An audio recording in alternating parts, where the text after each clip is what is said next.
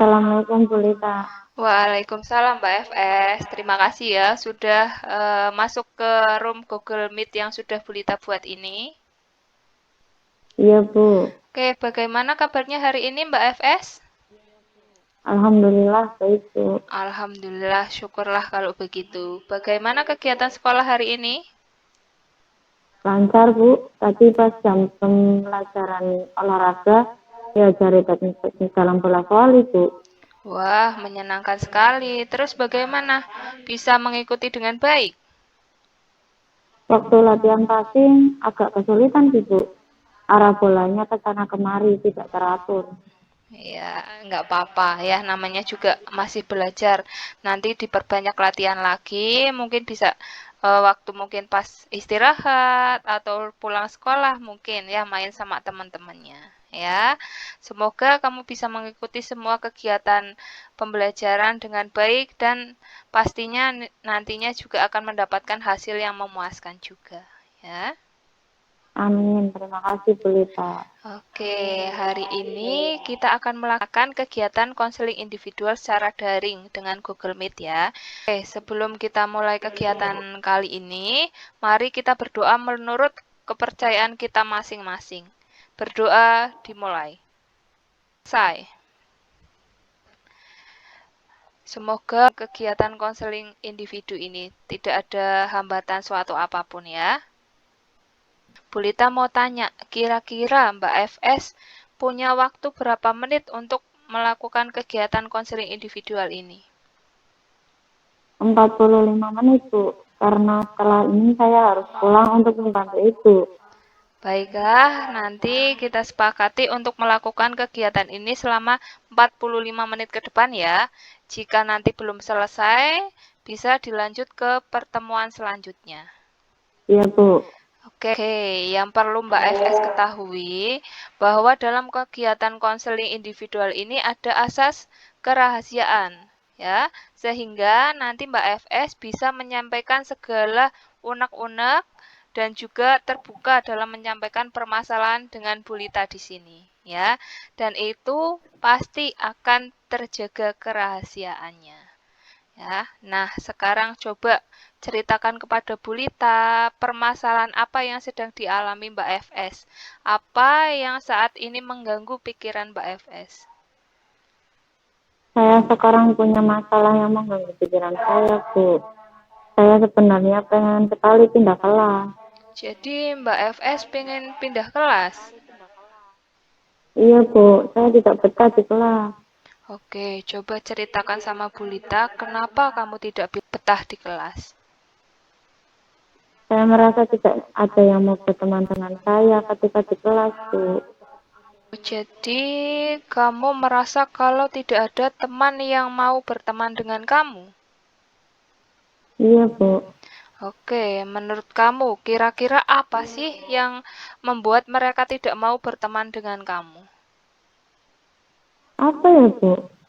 Saya juga nggak tahu, Bu. Oke, lah kalau misalnya ada tugas kelompok bagaimana? Apakah kamu selalu dapat kelompok? Ada sih, Bu. Tapi saya merasa sepertinya mereka tidak nyaman dengan kehadiran saya, Bu. Saya sebenarnya capek dengan kondisi saya, Bu. Sudah capek dengan kondisi rumah, capek lihat orang tua berantem terus, ditambah teman-teman juga tidak mau memahami saya.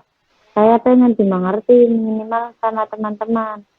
Dengan teman-teman itu bisa memahami saya, Bu. Berarti orang tua kamu ketika di rumah sering bertengkar. Iya, Bu. Setiap hari ada aja permasalahannya. Orang tua saya sampai bapak saya kabur. Padahal ibu saya lagi hamil, hamil tua lagi.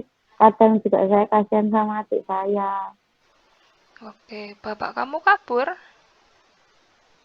Iya Bu, kabur. Nggak tahu kemana. Gara-gara waktu itu permasalahan hutang piutang. Terus, akhirnya bapak kamu memutuskan untuk meninggalkan ibu kamu. Iya Bu. Tapi sampai detik ini masih ada komunikasi atau tidak? Tidak. Oke, Bu Lita bisa memahami apa yang kamu rasakan. Apa karena ada permasalahan di rumah yang akhirnya kamu sulit untuk beradaptasi dengan teman-temanmu di kelas? Iya Bu, bisa jadi. Saya kadang merasa minder dengan teman-teman Bu. Apa yang membuat kamu minder dengan teman-teman? Ya, saya minder karena keluarga saya yang kurang harmonis Bu. Tidak seperti teman-teman yang kelihatan bahagia dengan keluarganya. Saya malu Bu. Oke, yang perlu Mbak FS ketahui ya, bahwa setiap manusia itu mempunyai permasalahan, tetapi porsi dan masalahnya berbeda-beda. Mungkin Mbak FS itu melihat teman-teman semuanya happy-happy ya, tapi Mbak FS nggak tahu kalau di balik happy-nya itu mereka juga mempunyai permasalahan-permasalahan yang lain, kayak teman-teman di kelas Mbak FS. Mungkin Mbak FS juga tidak tahu, tapi yang Bu Lita tahu juga di antara mereka juga banyak yang mempunyai masalah dan mereka bisa dengan happy menjalani kehidupannya. Iya sih Bu. Oke, dari apa yang sudah kamu ungkapkan, Bu Lita bisa simpulkan bahwa yang membuat kamu merasa dijauhi oleh teman-teman kamu itu karena kamu sulit beradaptasi. Iya Bu. Oke, bagaimana kalau tujuan konseling pada hari ini agar kamu bisa beradaptasi dengan teman di kelas? Iya Bu, akan saya coba. Oke, setelah ini mari kita diskusikan bagaimana agar kamu bisa beradaptasi dengan teman di kelas, sehingga kamu bisa menemukan solusi terbaik agar kamu betah di kelas dan merasa tidak dikucilkan lagi di kelas ya, sehingga kamu tidak ada keinginan untuk pindah kelas lagi. Oke? Oke Bu. Oke, ya dalam kesempatan kali ini Bu Lita akan menggunakan pendekatan rasional emotif behavior terapi atau REBT ya. Bu Lita akan menjelaskan kepada Mbak FS bagaimana mekanismenya. Ya, di sini ada mekanisme dari pendekatan rasional emotif behavior terapi ya. Di sini ada A atau activating event. Activating event ini merupakan suatu peristiwa yang bersumber dari orang lain atau bersumber dari diri sendiri. Kemudian biasanya di sini juga ada B, belief ya. Belief itu merupakan keyakinan atau kepercayaan sebagai reaksi seseorang terhadap peristiwa. Keyakinan seseorang ini dapat berupa keyakinan yang rasional dan keyakinan yang irasional. Ya, orang yang bermasalah di sini biasanya mengembangkan keyakinan-keyakinan yang irasional. Ya, biasanya activating event itu berasal dari pemikiran-pemikiran yang irasional. Ya, kemudian ada konsekuen atau C. Ya, konsekuen dari keyakinan irasional biasanya muncul dari keyakinan-keyakinan yang irasional. Keyakinan irasional inilah yang akan menyebabkan hambatan-hambatan psikologi. Ya. Kemudian bagaimana sih agar pemikiran-pemikiran yang irasional itu bisa dihindari ya? Itu dengan adanya D atau disputing intervention. Ya, disputing ini merupakan konfrontasi secara langsung terhadap keyakinan irasional tersebut agar keyakinan irasional itu bisa dihilangkan dengan disputing atau ditentangkan, dipertentangkan. Ya. Kemudian sehingga terjadi efek atau E. Ya. Dengan adanya disputing itu, pertentangan itu akan menghasilkan efek. Efeknya apa? Efek yang diharapkan setelah kegiatan dilakukan, ya. Dan nantinya akan membuat feeling yang diharapkan. Gitu ya. Sampai sini bisa dipahami Mbak FS? Bisa Bu. Oke.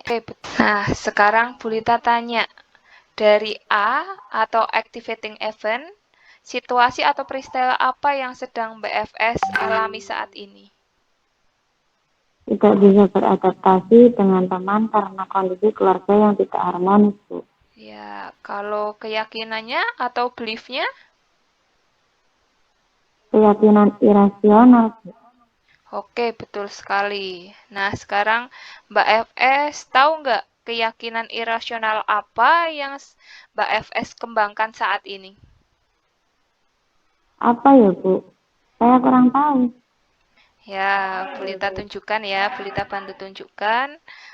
Keyakinan irasional yang kamu kembangkan saat ini itu di mana kamu merasa tidak ada teman atau merasa terkucilkan di kelas. Sampai di sini bisa dipahami?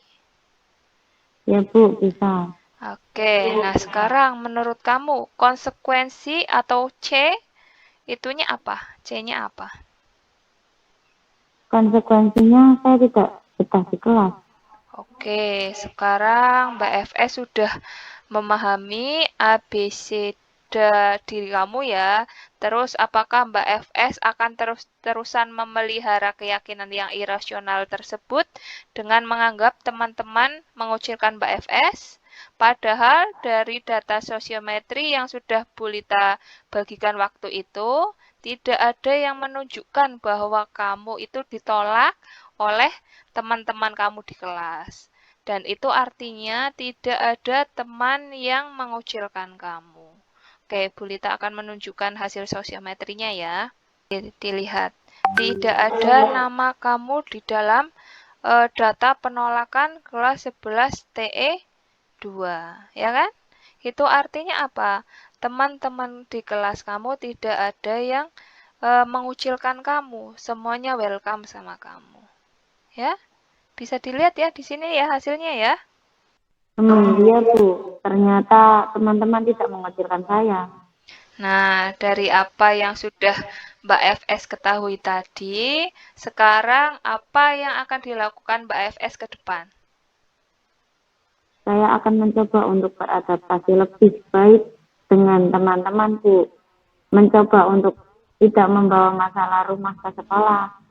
Oke, bagus. Berarti itu komitmen kamu ya, mencoba untuk beradaptasi dengan teman lebih baik lagi ya, sehingga tidak ada lagi keinginan untuk pindah kelas. Iya, Bu. Nah, Bulita mau tanya, kira-kira kapan kamu akan menjalankan komitmen itu dan mencoba untuk bisa beradaptasi dengan teman?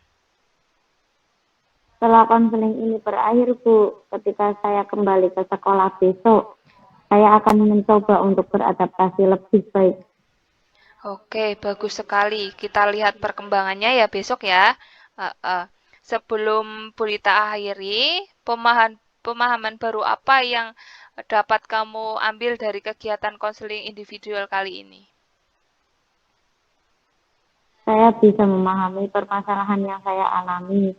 Itu karena disebabkan oleh pikiran saya sendiri yang irasional, Bu.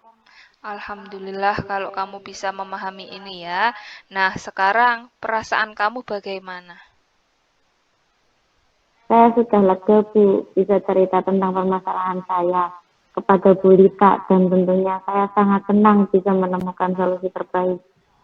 Ya, baik. Dari apa yang sudah kita bahas tadi dari awal sampai akhir, bahwa kamu pengen pindah ke kelas karena ada masalah di rumah yang menjadikan kamu tidak bisa beradaptasi dengan teman di kelas. Dan kamu akan berusaha untuk lebih bisa beradaptasi dengan teman di kelas ya.